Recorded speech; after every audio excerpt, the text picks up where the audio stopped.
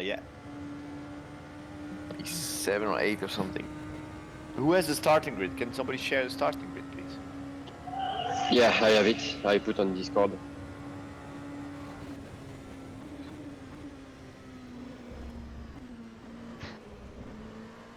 So still do some laps. Yeah, do it.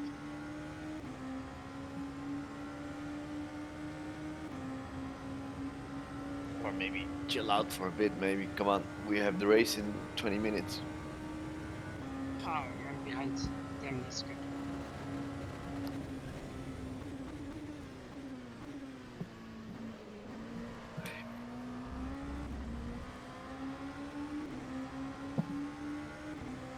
Yes, but quiet. Oh, that's good. Need to start smoking. Go with Jack smoking a little bit. After the race. Yeah, after the race. We also smoke Guido, yeah, after the race, but our stuff, right? I smoked before, after, everything. Yeah, Guido is smoking weed. Yeah, Even in the exactly. car. Yeah. Yeah. You smoke in the car, right? You made like a cut in your hand glove so you can hold the cigarette nice. Like the NASCAR guy, and you have like a candle where you can put your ass in. Holy shit! No, You don't know no, that video? no, I've never seen it. Ah. But I don't smoke. I only When you're really drunk. in the club, so I haven't Yeah. smoked for a long time. Yeah, that's good.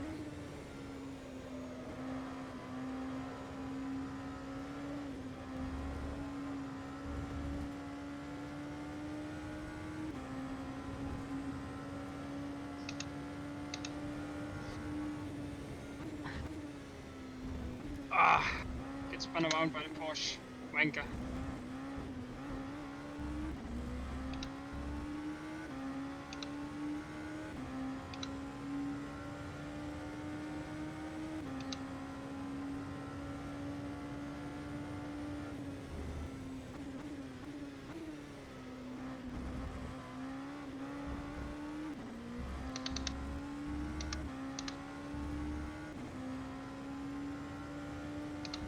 Minutes starting procedure.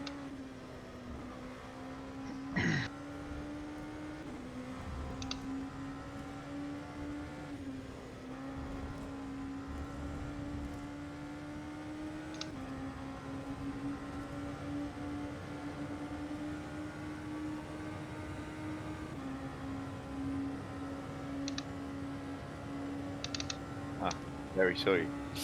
You me? Yeah.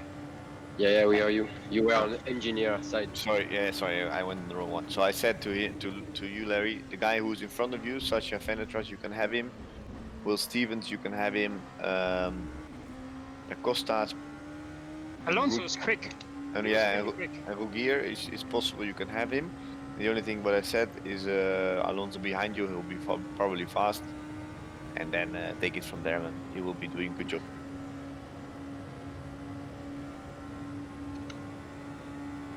Yeah, Who is it?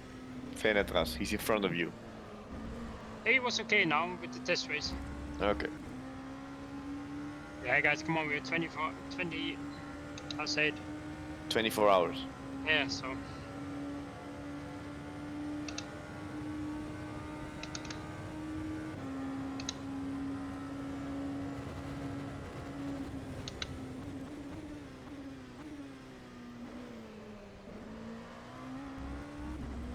Which team is Jensen Button?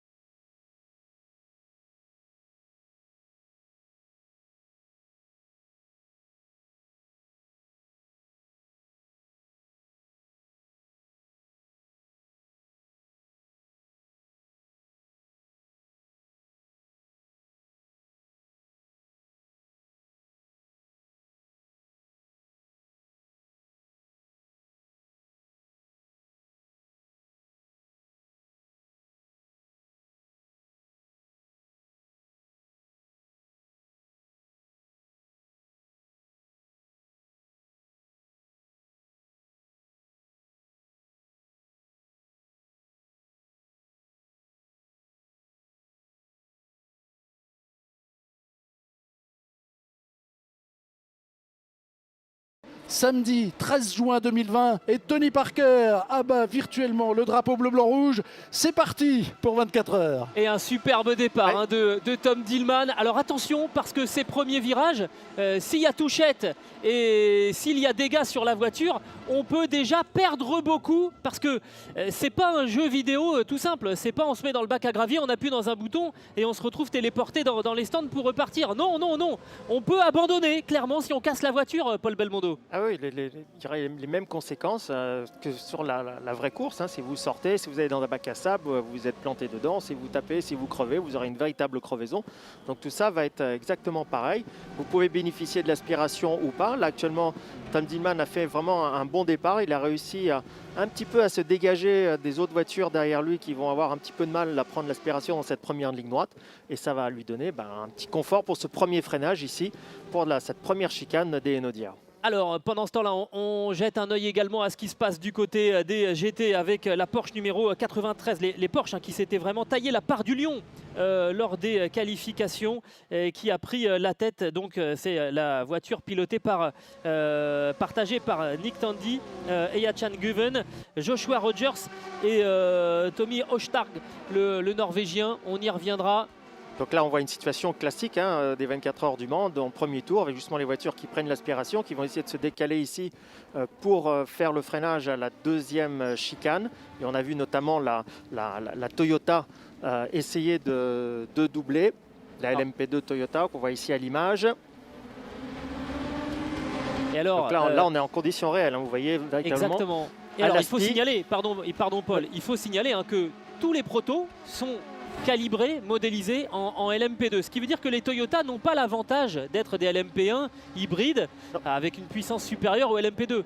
Voilà pourquoi les pilotes Toyota là, vont vraiment être face à un challenge. Oh là là, et le premier contact là avec la voiture de Jenson Button qui a été un petit peu bousculé. Le couple princier qui suit ça avec beaucoup d'intérêt.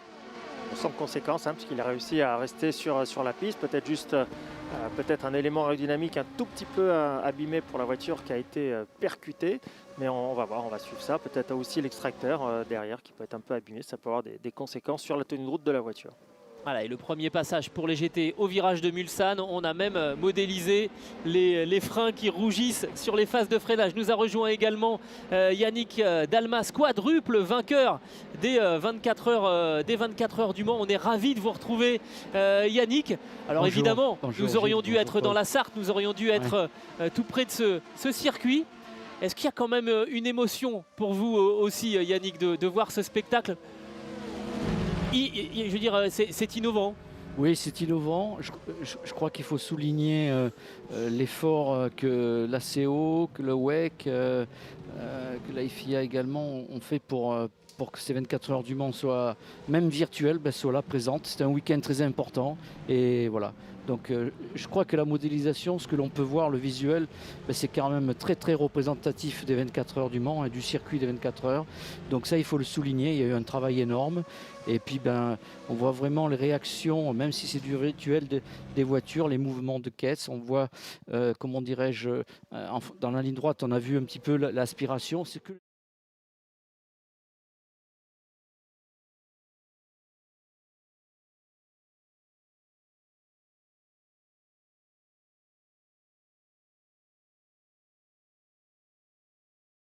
.5 litres a lap, and it's a 75-litre tank. We have to say damage is on in the pit lane, so when if they all come in after 10 laps, 30 cars in the pit lane, only 10 might come out, so it's going to be very, very busy in there. So there may be some alternate strategies in the first part of the race. Great view on board of Nicky Team aboard the 95 Aston Martin car. He is chasing is Jackson Evans, one of the young Kiwi stars in the Porsche Esports team. He was a Porsche Junior driver last year, raced in the Porsche Mobil 1 Super Cup and also made his first forays out into World Endurance. So he's coming under pressure, but Nicky Team's not alone. He's got a Corvette right behind him as well. So it's a 3-mark battle there with the Aston, the meat in that particular sandwich. Lewis, this has been a fantastically clean first lap.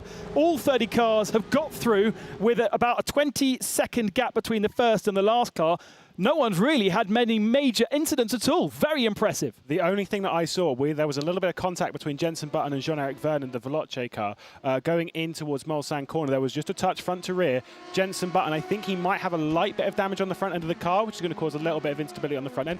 That's not too bad. But if he's hit Jean-Eric Vernon hard enough to cause some rear damage to that diffuser, that is going to cause massive problems late in the stint, because he's going to start overheating his tyres, and that is going to cause just chaos. Now, we can't see the damage. It's not visually represented, so they may feel it, but we can't see it on this platform. And so we can't observe the car and see that there's a wing end plate missing or a rear wing missing, but you can see when the car is completely smashed to bits. If we have a major incident, you can't escape out of the game. You have to drive the car back to the pits, and therefore, if there is an issue, it is hugely punishable, and that, I think, is why these really pro drivers are being very, very careful on these early laps. On board with Ollie Rowland, sweeping into Indianapolis. The car gets very loose at the back there. Again, you see, look at low speed, just in front of him, Stoffel van Dorn. Stoffel got by him, we just saw about 30 seconds ago, so Ollie Rowland has dropped back a spot. He started in third on the grid. Stoffel van Dorn started in 6th position, so van Dorn now up to 4th, and Ollie Rowland back down to 5th position. Now, the professional race drivers, we've talked about this already, Chris, are effectively the AMs in a Pro-Am situation. And so our sim races have been so important for these teams in teaching them how to set up the car. And the sim racers have had to make sure that the car is comfortable for the real world guys to handle. Yeah, look, the professionals have basically had to swallow their pride and go, look, I don't know who you are. We've never met. We never will, probably. But teach me how to drive this thing and teach me how to drive it quick. Oliver Rowland was very good at that. And he's actually done very well in sim racing. He was 3rd in the Formula E Race at Home Challenge and 5th in the Isolation E-Racing Series. So one thing that does cross over is form in motorsport, whether it's virtual or real. And Oliver Rowland is in form at the moment coming into this event. Actually, while we're watching the battle for the lead in GCE, we were having a little conversation last night about being a sim racer and saying to Jenson Button, for instance, well, yeah, but actually what you have to do is this.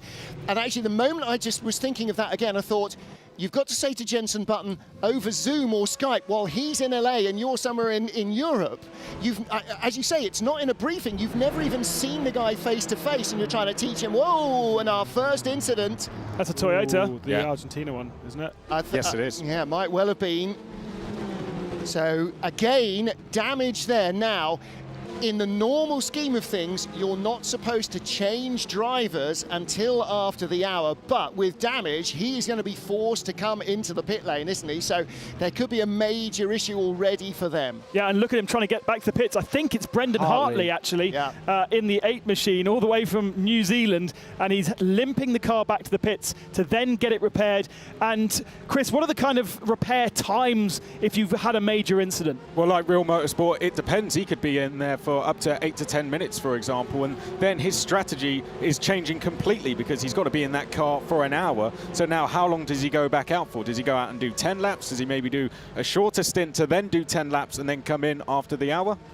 Talking to Eduardo Freitas, our race director, this morning, he saw a big incident like that. That was into the tyres at the Porsche curve. Normally, bang, this is going to be 3 safety cars scrambled, a long time to repair the tyre barriers. And he said, you know, when he sees those, his heart rate immediately rises. He's thinking, medical, I need damage, I need safety cars on standby. Of course, that's not required now. So he can, okay, bring the heart rate back down again a little bit because the cars can survive almost anything except running out of fuel. That is the one thing that the absolute cardinal sin at Le Mans still remains, the absolute cardinal sin in the Le Mans 24-hour virtual. Lewis, if they run out of fuel, they're out of the race. Yeah, now I know there's someone sitting at home thinking, oh, ha, ha, ha, someone talking to me about fuel. I've run out of fuel from a 2-lap lead once, as we got some side-by-side there.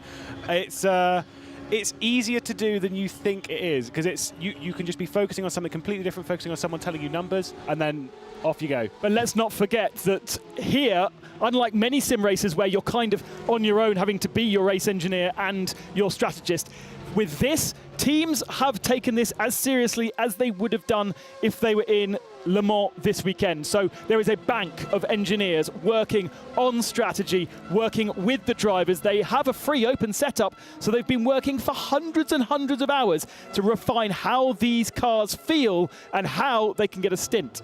Just watching the leaders come through the chicane on the Mulsanne. There was a change for third on the straight. Nicky Team got a good run to move up to third place. So look, Hertog leading for Dempsey Proton. Nick Tandy second in the 93 Porsche. And then you can see the purple Porsche. That's Dylan Pereira for Team Project One. He's moved up, but so too a change for third position. 95 Aston Martin moved up into third spot. So the leader's starting to break away, and that's largely because the car in second is not trying to affect a pass. And that's a change for the lead as well. Hartog ahead of Nick Tandy. Tandy will be able to learn quite a lot from Hartog. Both of these are not used to this platform. They race on other platforms, and by platforms we mean games, kind of. But both of them more familiar with a different platform, and by jumping into this platform, they're having to completely relearn, as have Porsche. It's been an incredible learning curve, and so far has worked incredibly well for them. This duo. This duo incredibly quick. Like pulling away from everyone. You can see this gaggle as well in the mid pack. Those top two have run away from everyone, clearing off, using the slipstream to work with each other. They're not the same team. One of them's the Dempsey Proton one of them's the Porsche Esports team with Coanda, and they are running away at the front whilst everyone else is fighting for these lower positions, thinking, "God, how do we catch up to them?" Look, side by side going to the Porsche curves. Yeah, those are the two Ferraris. The plain red Ferrari, that is Princess Charlene's Racing Together team. 91 car of Neil Jarni just got beaten up, lost 4 places in that group. But let's hear from Princess Charlene about the Racing Together and Monaco Foundation. In recent months, the world has been affected by the COVID-19 pandemic. Medical personnel, caregivers, medical researchers have all fought for our health. In turn, we can and must join these efforts. Therefore, along with the Princess Charlene Foundation, my foundation, I am supporting the 24 Hours of Le Mans virtual race, and I'm very happy and honored to be involved with you all. For 24 hours, you can take your turn to support this initiative thanks to your donation. The funds raised will be dedicated entirely to medical research and universal access to a vaccine against COVID-19. I wish you all a great race. Thank you for your generosity.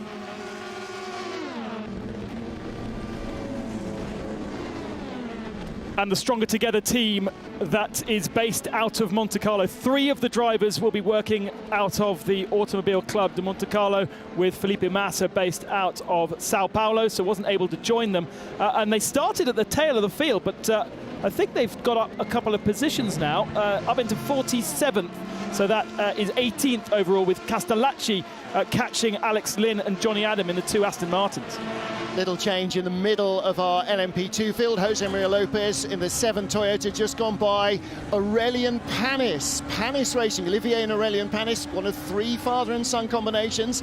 They're in the race with, in fact, Panis Racing got 3 dogs in this fight.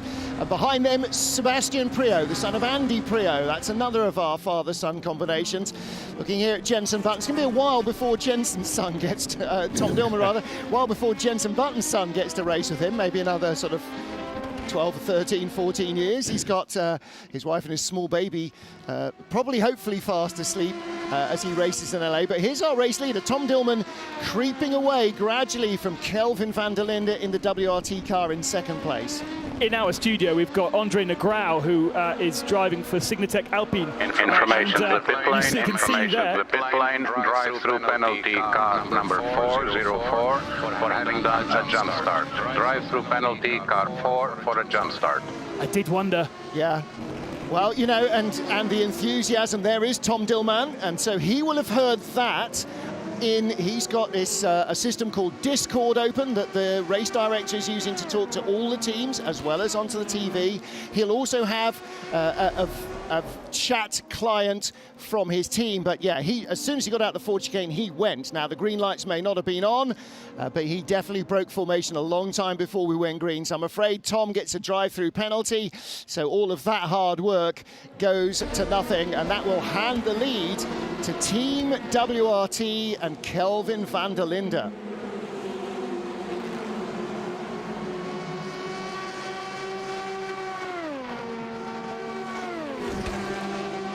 There is our race leader in this virtual Le Mans 24 hours, Tom Dillman for Bicolor's Burst Esport. Behind E-Team WRT, Kelvin van der Linde, the South African touring car, GT ace really. And in third place, with the fastest lap of the race so far, Max Verstappen's a Dutch guy who's got a bit of previous in the sim racing world. And you know, we talk about him and the Team Redline guys. He hasn't just happened and stumbled across this with Lando Norris. This period of sort of isolation, he's been racing quite regularly online, Chris. Yep, and he's been racing for a while as well. Him and Lando actually won a 24-hour race around Spa together last year. So they are very, very quick as a team pairing. They know how to win 24-hour races. So definitely watch them all the way throughout the race, because they are the favourites coming into this race, believe me. Well, I'm sure that just having the likes of Lando and Max, whose Twitch followers and whose Instagram followers must be in the millions, coming just to see what it is they're doing, we're bringing millions more people to Le Mans than would probably ever have tuned in or certainly made the journey to La Sarthe. So for all of us, this is just a great... And this is what Le Mans has always done. The 24 Hours of Le Mans, the Grand Prix d'Endurance, was set up in 1923 to prove that cars were safe and could be reliable. And ever since, Le Mans has been about pushing the boundaries. Disc brakes were introduced at Le Mans, all the highfalutin lights you get on your cars now, windscreen wipers, advanced aerodynamics, all of that was learned here at Le Mans.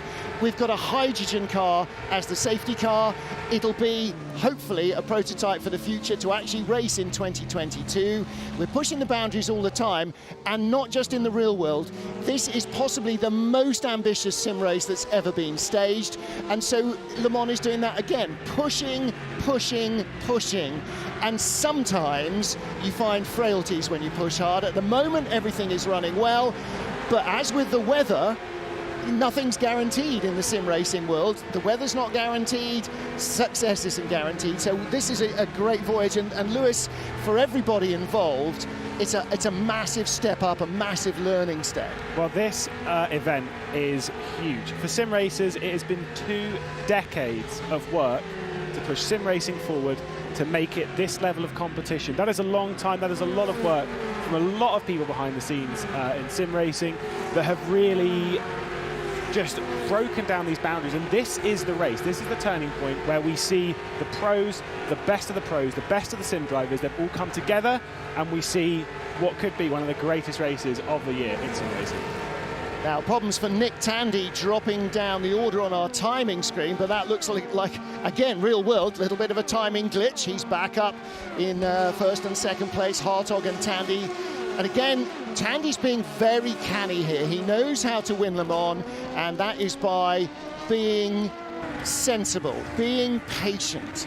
Nobody's going to win Le Mans by trying to make it the final lap of the Formula Ford Festival and overtake everything in sight. Great view from a camera we'd never have in the real world, just slightly offside there of the Williams Rebellion, showing into the cockpit, the driver's rear view mirror being simulated there, the rear view camera. I mean, so much detail goes in. And guys, the sim world replicates the real world. Any change you can make on this Oreca LMP2 car, Chris, in the real world, you can make in the sim world too. Definitely, and one thing we have to say is race direction. This is the most access they have ever had. Eduardo has so much to play with there. We were speaking to him earlier in the week, and he says, I have every single angle possible. So believe me, no one will get away with anything in this race. Now, also in our studio, along with Race Direction, we have two teams, EDEC Sports and the Alpine team. Now, EDEC has Richard Bradley in our studio competing right now, but Andre Negrão is actually in the Signatec Alpine car all the way over in Sao Paulo in Brazil. So at the moment, Jean Todt is getting a lesson in sim racing from Thomas Laurent. And I thought for a moment, I wondered if he was actually competing. I thought, that's going to be a real distraction. But having worked out Negrão was in Brazil, I realized they're offline. He's testing whilst the race is happening on the same circuit. Now then, and again, you know, that's something, testing is something you can't do at Le Mans anyway. Side-by-side battle, and this is the number 7 Toyota of Jose Maria Lopez, and that was Will Stevens in the Team Jota Redline squad. Now, again, Jota Sports, very familiar to Le Mans viewers and to World Endurance fans. There's Jose Maria Lopez in the top right of your picture, and Redline, yeah, again, that is that's a McLaren or it's a Ferrari of the sim racing world, Lewis. They are a huge name and a big, well-organised team. Absolutely. We've got the best sim racing teams here. Redline and Coanda are two of the biggest teams in sim racing. They're the team that everyone wants to drive for. But we've got some of the teams that are coming up, like Bicolis with Burst Esports. Burst Esports are a team that have been coming around a lot recently. They have some of the strongest drivers on R-Factor 2. You've got teams like Zansho. They're very much an up-and-coming endurance team. They've partnered up with a lot of big names. Ed Trevelyan Johnson behind the scenes with that team has really pushed that brand forward. And whilst all these teams have teamed up with the real-world stuff, it's really just an incredible thing for those teams to grow through this. Corvette under braking, under threat as well from Ferrari. This is Nicky Katzberg. Now, Katzberg is a GT3 racer. He's raced single-seaters, but predominantly at the moment it's GT3 and touring cars in the real world. He raced in the final round of the IMSA series in a BMW last couple of days ago, in fact, Thursday night, and was in the hunt for the championship. And right behind him, David Perel, another of the real-world drivers in the AF Corsa Ferrari. Now, guys, the cars in GTE existed in the game previously, apart from the Ferrari. Ferrari had not licensed the car for the game, and it was only when they were told that a Ferrari would be available that they could enter a team. So this is a brand new car. Nobody watching at home will ever have been able to race a Ferrari in R-Factor 2. After this, they will be. It'll be part of the portfolio, right? Yes, well, it was only introduced about a week and a half ago, so they haven't had a lot of time to prepare for this. Some people would say that is probably a disadvantage, because that is the same in the real world. If you only get your car a week and they say, go and yes. take that to Le Mans and try and win in a week and a half, they haven't had a huge amount of time. However, they have 24 hours every day to try and test it.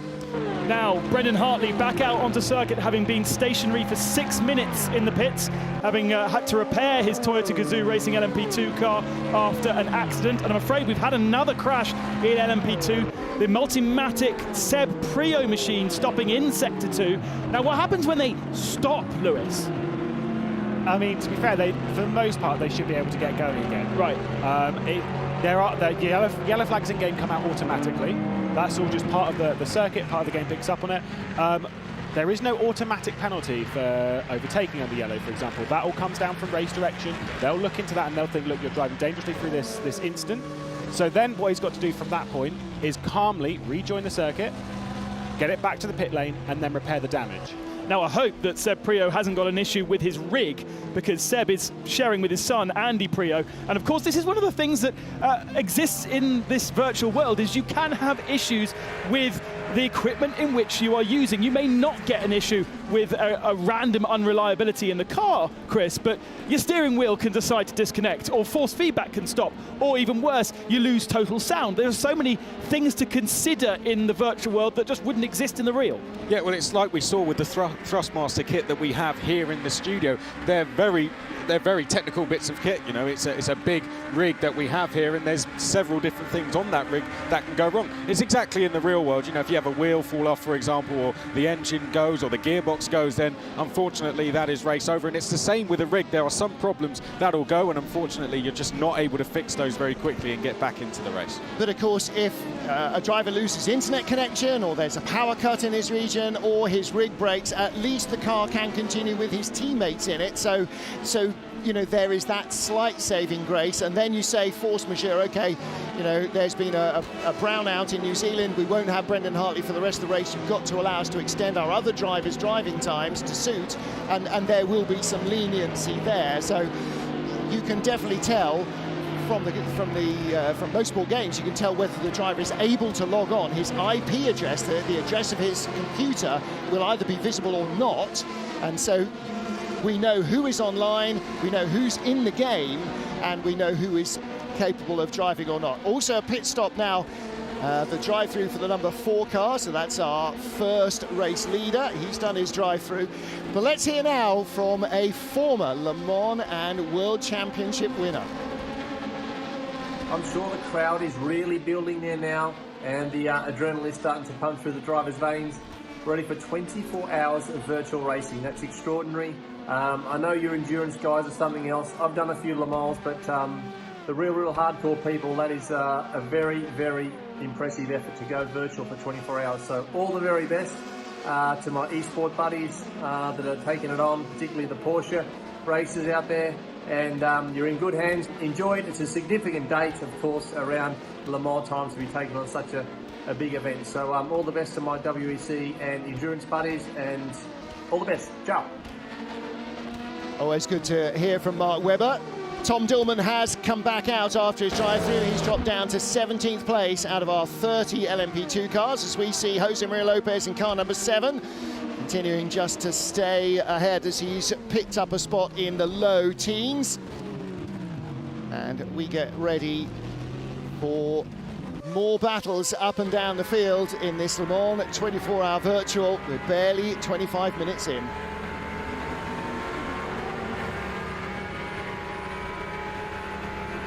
So Kelvin van der Linde taking the lead of the race from Tom Dillman. Dillman with that penalty for jumping the start, way clearer than he should have been. Now, Tom does have some real-world Le Mans experience, but Alan was telling me at the start of the race, and he's just about to join us in comms, it's vital to be side by side with that row going over the start line, Alan. And Tom is clearly way ahead. Yes, that's one of the points, is that you have to wait until that line before you overtake, and many people before they've fallen foul of that particular regulation. It was one that's actually highlighted very strongly in the booklet that is given out to all the drivers, and so in that respect it's a known one.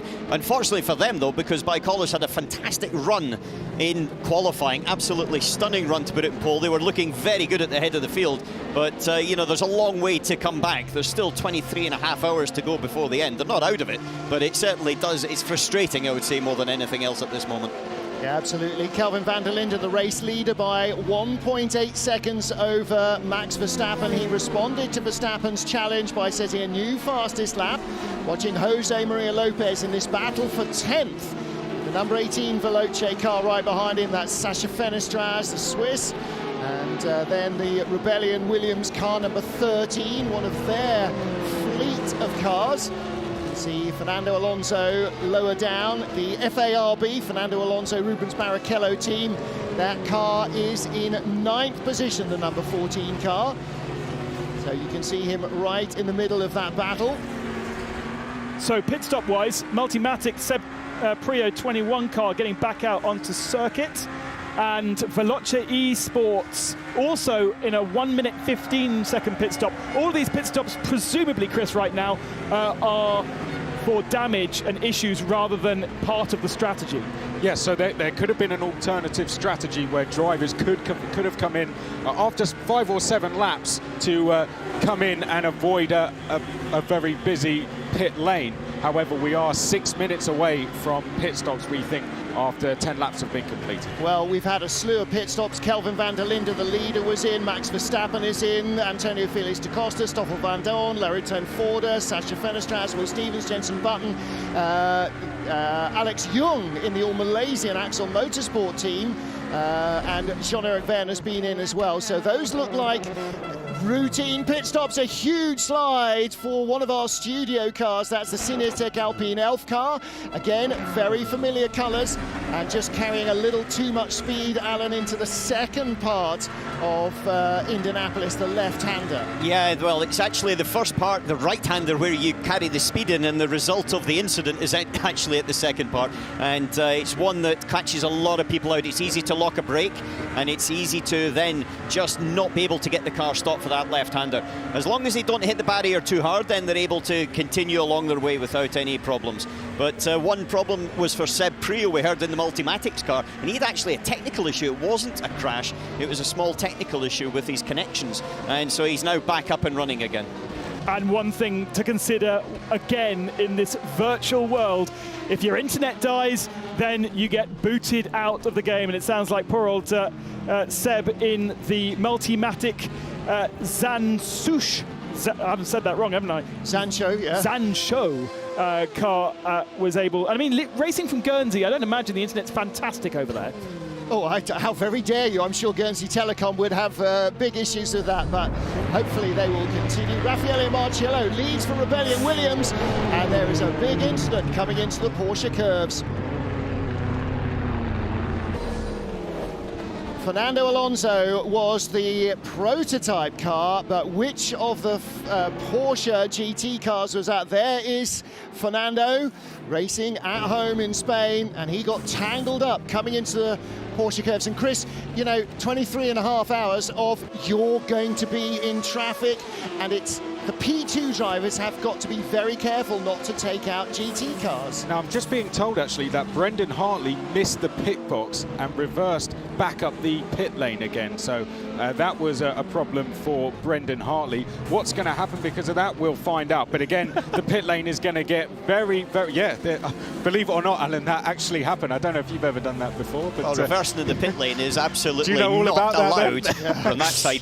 Missing your pit box, yes, I have. Admittedly, I've done that. Box. But the thing about Le Mans is it is a busy pit lane, and especially on the first one coming in to try to hit your spot, then you do need to do it. However, to reverse is certainly not the done thing. Not Brendan's finest moment, I would say, in this particular race. Just quickly, how great are these pictures? Watching United Autosport there, just as he swept through what used to be Maison Blanche, there was the shadow of the TV helicopter on the ground beside him. You know, you don't think that people think of things. Boy, they really think of things. Oh, and they've had to think of absolutely everything during this race. So much to think about. Information to pit lane. Stop and go penalty of 1 second to car 14 for fishtailing car 94 at the entrance of Tête Rouge.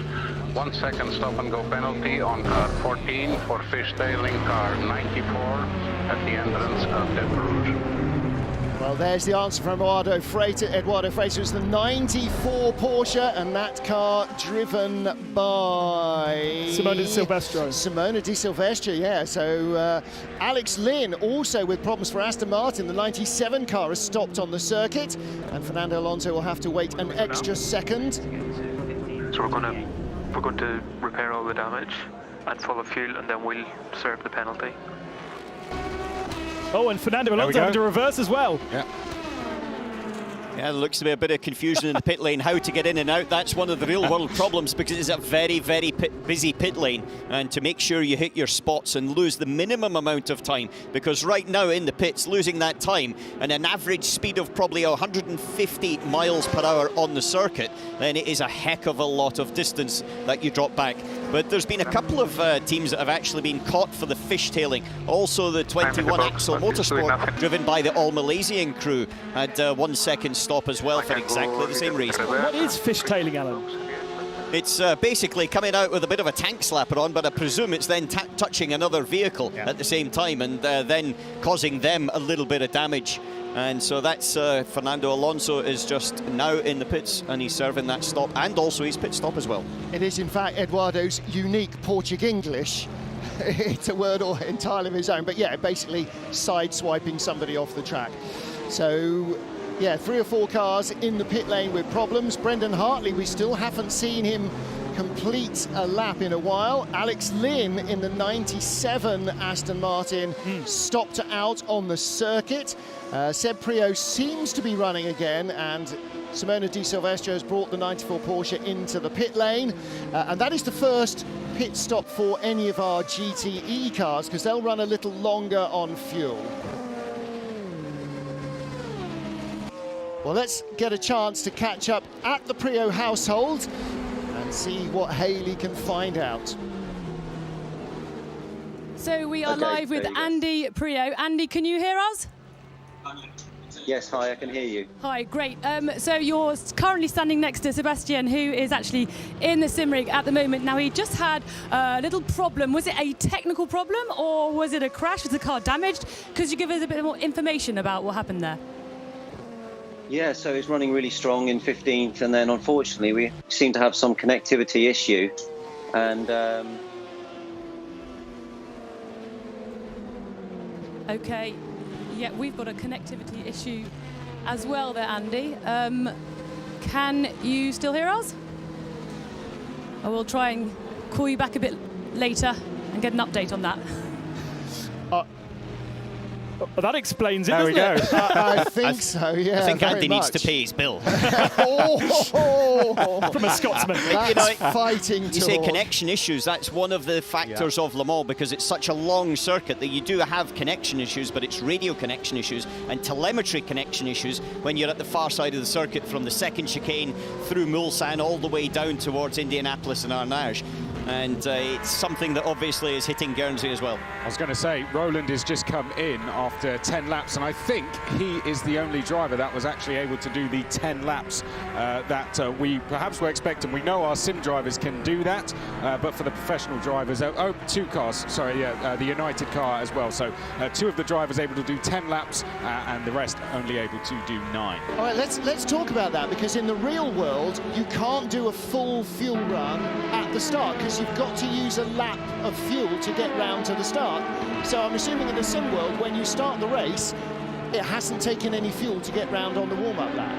Yeah, well, it's going to work a little bit differently. They're going to be able to, more cars actually able to get through on 10 laps. So there was a queue of cars there that were able to get through. Some may have come in after 9 just to avoid a busy pit lane, though. And now we're going to see them do one more stint before they're able to do a driver spot. But also the other thing that if you come in maybe a little bit earlier, because it is a 24-hour race, because there's more likely going to be full course yellows and safety cars and things, it gets you out of the traffic. If you're dicing with other people or you can't get past someone, it maybe gives you a little bit of free air to actually stretch your legs. Yeah, well, there's a load of drivers now, so we're seeing only a few actually came in after 9 laps there, and then all of the rest of the cars have now come in. So there is a very busy pit lane at the moment, as we had, what's that going to be, over 20 LMP2s coming in after 10 laps. So we'll see them probably do 10 more now, and then they'll do maybe a driver swap, and they're first of the 24-hour.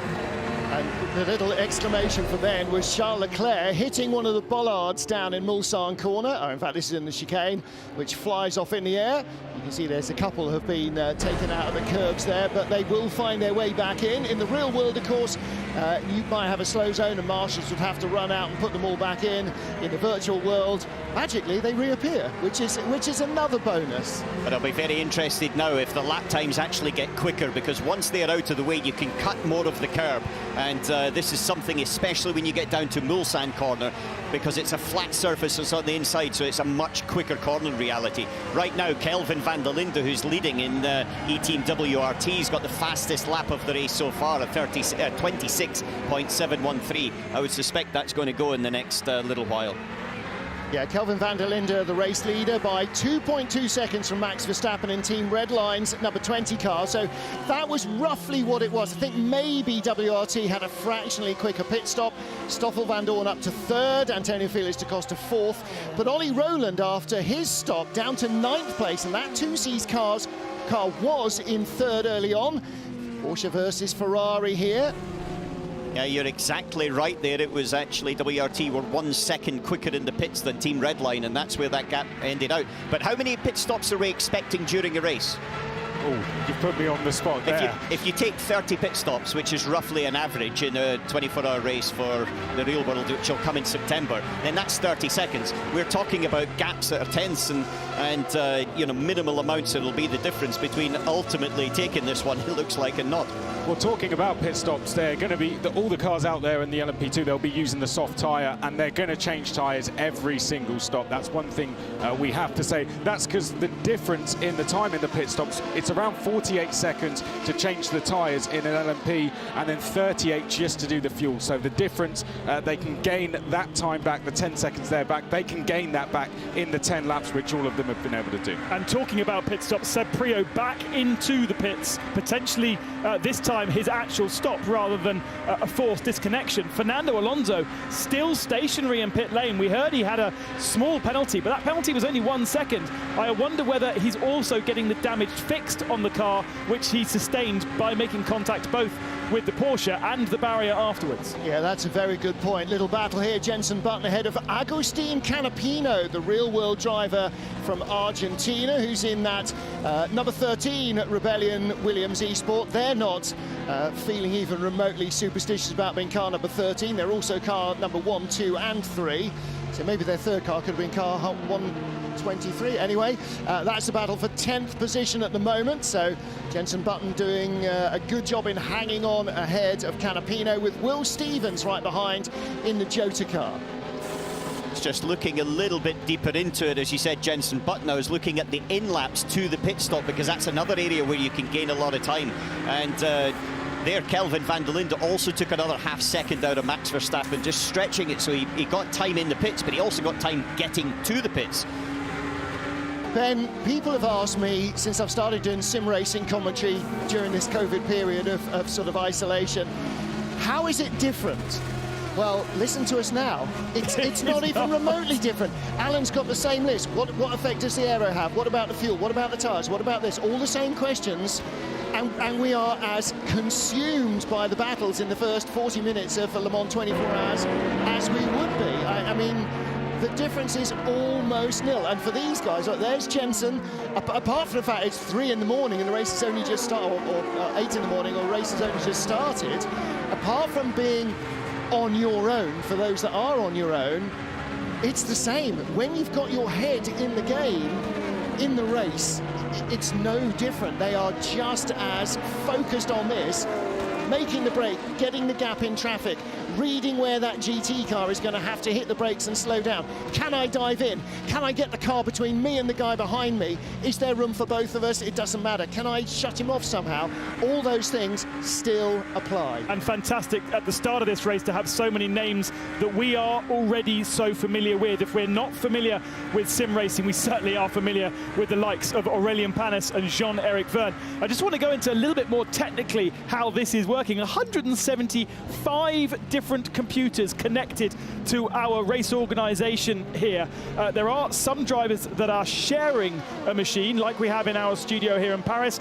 Most of the Ferrari team are in the museum in Maranello as well. Unfortunately, Charles Leclerc is in Monaco on his own sim. So there's considerations there. When they do the changing of the car, they actually have to change manually. We've got people in 37 different countries connecting. We've got a whole team in Malaysia connecting. We've got New Zealand, America, all over the world.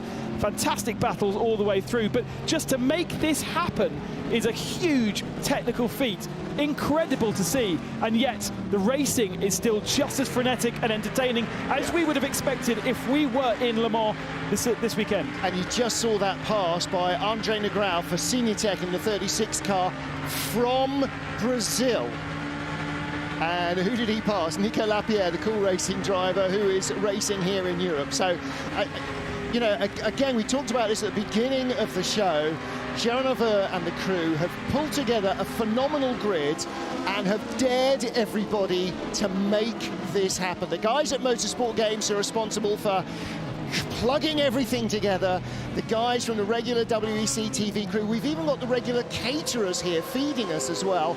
So it's all so hyper-realistic, with the exception that we've got drivers dotted around in 37 different countries and all trying to plug into the same race, get their heads around it. Now, Alan, when you're a pro driver, you get out of the car after your stint, you debrief with your engineer, and then you go with your physio, you have maybe a massage, something to top up the fluids you've lost, a bit of food, get a bit of rest if you can. If you are a driver at home, you've got to go through the same routine, otherwise by tomorrow afternoon, there's going to be nothing left of you. You've certainly got slightly different driving times, but the one thing that is real is the fact that mentally I think this is more tiring than necessarily driving the real race itself. The real race is very emotionally tiring because it is the pinnacle of the year. We'll see that again in September when it happens, that you'll feel that whole build-up of the week. Now, the drivers have been doing that at home, but it's been slightly detached. However, mentally, for the focus and concentration, and you can see that the way that they are approaching it is in exactly the same way. You'll come back out, you'll look at your stint averages. A lot of the engineers, we've got two of the teams here in the studio with IDEC, for example, on the far side, and they've actually brought their engineer here to work with the drivers to try and bring them through it. And so they're using it as a way of developing their systems for the real world as well as actually for this particular event. On board with the MPI Sancho number 12 machine. This is the battle for 23rd place. The Richard Mille Racing team right in front. That's the all-female crew. So that's Tatiana Calderon in the bottom of your shot. And how many racing drivers in their cave where the sim rig is have also got their other key tool of the trade, their bicycle. And at the top there, you can see Simon Pagenaud. He's the Team Penske driver who's just ahead of that little battle. And he's got his Indy 500 winning trophies, his IndyCar winning trophies. But he's got his bicycle in there as well with him. So, you know, for the sim racers as well, actually physical fitness is vital because it allows your body not to override what your mind is trying to focus on, Chris McCarthy, and that is driving these things. It's almost 100% mental. Well, Jenson Button says that he was more tired after driving in sim racing than he was in real racing. I just want to pick up on a couple of bits of info that I've had sent through to me. So Alex Lynn crashed and got stuck, so he's been reset to pit lane. You'll see he's right down the bottom of the order now.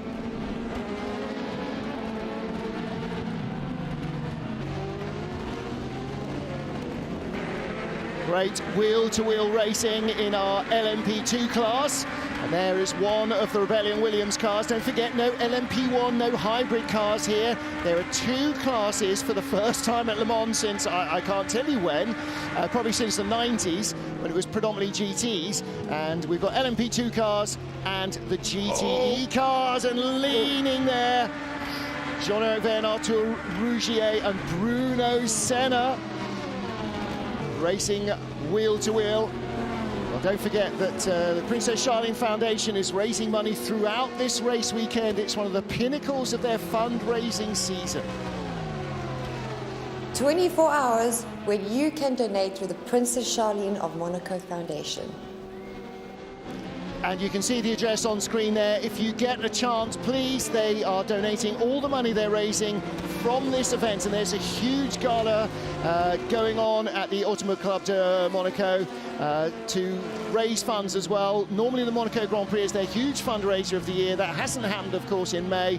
So they're using this highlight to raise money. You can see the address on screen. Please go and donate whatever you can afford, however little, it all adds up. And we know there will be millions of people watching throughout the 24 hours. And even €1 per person is going to make a big difference in the global fight against COVID-19. Bruno Senna in the top right-hand side of your screen.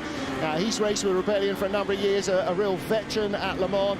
And Bruno currently in 18th place, chasing down long-term friend and sparring partner Jean-Eric Verne, who's 17th for Veloce Esports 1. They've got 3 cars in the fight as well, and behind them Nico Jamin for one of Olivier Panis's cars as well. So Nico Jamin in 19th place, and again he and Bruno and Jev have raced against each other at Le Mans in World Endurance and in the European Le Mans Series as well.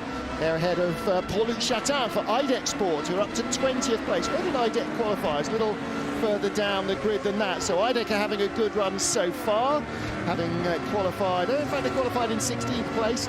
Richard Bradley started the car. And watching Bruno Senna chasing through traffic. Chris, there's a few little wrinkles in the standard pit stops that, like in real world, can slow you down a little. Talk about that. Oh, of course, you know, there's definitely things that can happen in pit lane. Before we go into it, I just did want to say Pereira in the Project 1 has done very well. He's come up from row 5 to get into 4th, and he's about to come under pressure from Danny Yunkadea, a team everyone has been talking about, the R8G Esports team, because they come in with an incredibly strong lineup with Erhan Yayovsky and Risto Kape, 2 of the top 10 drivers in esports, you have to say, and Danny Yunkadea, someone who has been very busy in esports likewise. So, but yes, you know, things can happen in the pit lane. We've just seen how mistakes can be made by drivers missing pit spots and then having to reverse back again. Simple mistakes, but that happens in the real world as well, and we've seen that happen at the highest level all the time. And there can be random delays as well, like random weather. The tyre and fuel wear aren't random. If you rag the tyres, they don't last, and if you are, you know, lead foot, then you don't get the fuel economy, but you can have up to a 2-second random delay in the fueling, which should normally take 34 seconds for an LMP2 car, and you can have up to 1.6 seconds of a random delay with a tyre change as well. So in the same way that you can fumble a tyre or a wheel nut won't come off, that can happen in the virtual world. We're mixing oil and water here, different rules, different dynamics, different drivers, different teams, but the whole thing has a real smack of reality about it.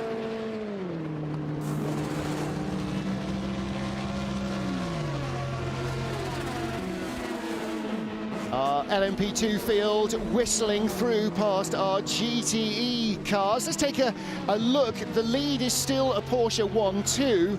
And now, Luke Hartog for Dempsey Proton in the 88 car is 6 seconds ahead of Nick Tandy. 5.975. Nick Tandy in second, and he's 10 seconds clear of Nicky Thiem, who's up to third in the 95 Aston. Fourth, Danny Yunkadella for R8G. R8, it's Roman Grosjean's esport team. He's not racing here, but they've got a starry lineup in that car. And unusually, they've chosen a Chevy Corvette. So, again, coming back to you, Chris McCarthy, why and how have teams chosen which car when they've had the choice? Well, we'll get back to that in a moment and get back to Haley, our virtual pit reporter, and have a word with one of the drivers from the number 8 Toyota Gazoo racing team, Sebastian Buemi. So we're just going to have a chat with Sebastian Buemi, who is from the Toyota Gazoo racing team, car number 8, who can maybe give us a bit more insight as to what happened with his teammate Brandon back there. Hey Sebastian, firstly, how are you doing? And can you give us a bit more information about what happened there, where he lost the time?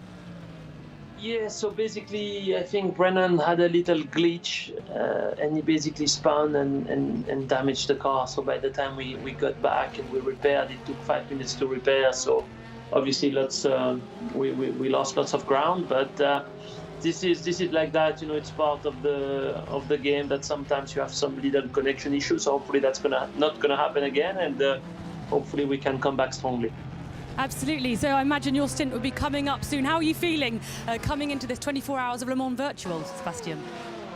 Well, I'm feeling good. I'm looking forward to it, but I'm not gonna drive until 9 p.m. tonight. So I'm the last one in the car.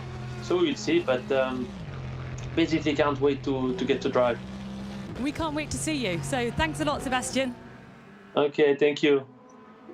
Well, again, you could see, you know, this is so much part of it, isn't it?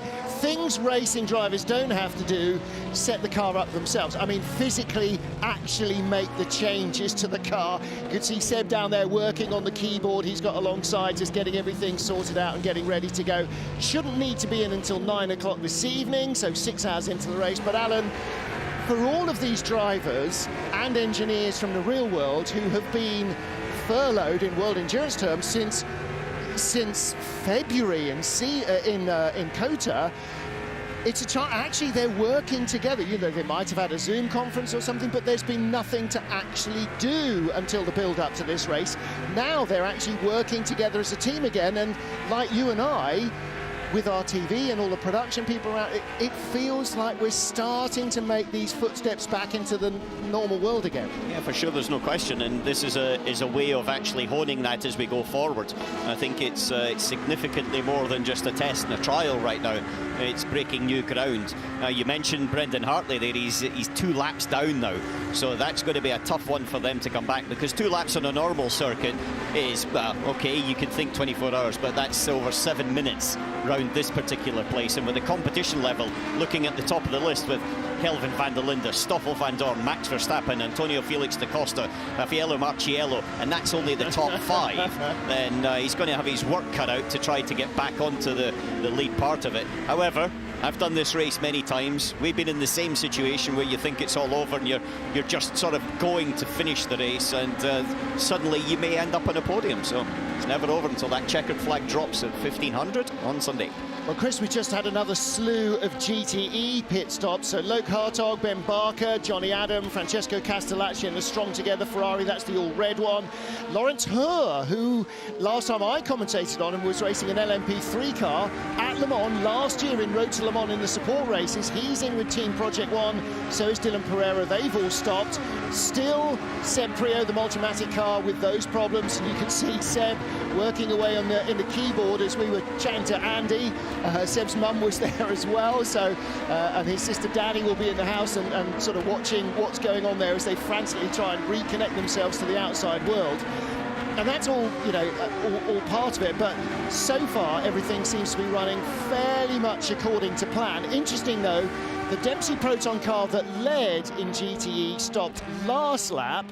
Nick Tandy has just come in this lap. So was Tandy able to suck up behind the 88 car for those 2 stints and save a lap of fuel somewhere? Yes, I'd say so. We were, you know, myself and Lewis speaking to drivers. Oh, there we go, more drivers in the pits. So what's been happening, we reckon GTE's around 79 seconds for a full stop, that's fuel and tyres, 66 seconds roughly for fuel. So we're expecting them again to go on brand new soft tyres, because they can make up that difference over 14 laps. So drivers, to get to that 14 laps, they're probably going to be having to do some lifting and coasting into the 2 chicanes. Yeah, and you can see there, actually, in the display, you can't see any mechanics putting on tyres, but you can see the car popping up and then dropping back down again, and that is effective tyre change, and the refueling clearly takes longer than the tyre change itself. And look at Charles Leclerc, waiting to be released. Just sitting there, waiting. Alan, you know how long those tiny periods of time feel when you've been doing 200 plus miles an hour, sitting stationary for 20 or 30 seconds. It must feel like a lifetime. Well, you're sitting there. In the first pit stop's one thing. If it's the last pit stop and you're in the dice for the lead, then that's a very different thing. But you're trying to control your heart rate, you're trying to keep your eyes open, trying to wait for the effective signal for you to go and then release it as quickly as possible. You've got to be careful, you can't be too aggressive coming out the pits, because that's been one thing, especially in the GTs when they were all in together, then you can easily get a penalty just by crowding coming out into the fast lane itself. And so you've got to have a lot of spatial awareness.